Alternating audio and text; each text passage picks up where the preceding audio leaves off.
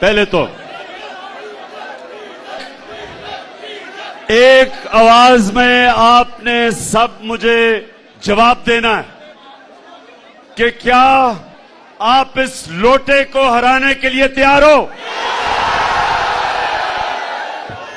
मैं सारे हलके के नौजवानों को सबसे पहले एक पैगाम देना चाहता हूं। सबसे पहले गौर से सुने कि किसी सूरत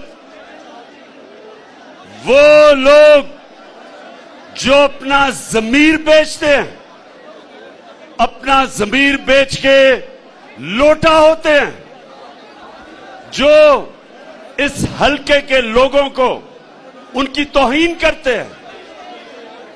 नौजवानों, आपने घर घर जाना है और एक एक दरवाजे पे एक ही आवाज देनी है कि लोटों को हमने हराना है। और नौजवान, मैं आपसे सिर्फ एक चीज चाहता हूं। मैं आपसे दिलेरी चाहता हूं।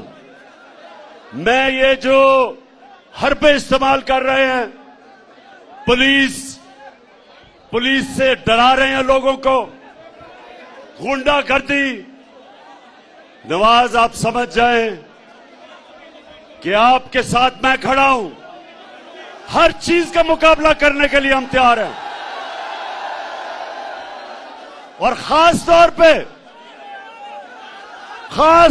पे ये हमजा मुजरिम शरीफ और इसका बाप शबाज जूते पॉलिश करने वाला चेरी ब्लॉसम शरीफ, हमने इन लोगों को इसलिए शिकस्त देनी है कि इन्होंने बैरूनी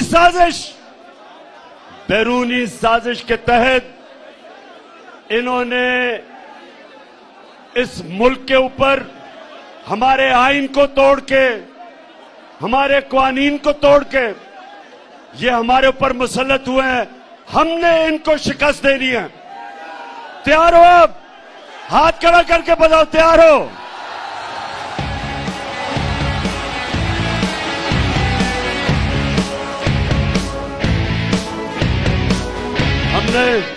हमने इनको इसलिए शिकस्त दे रही है, पहले तो ये नाजायज हुकूमत है, फिर इंपोर्टेड हुकूमत है।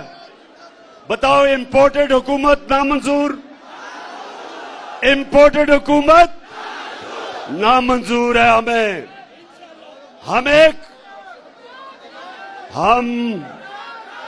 हम वो पाकिस्तानी हैं जिनका लीडर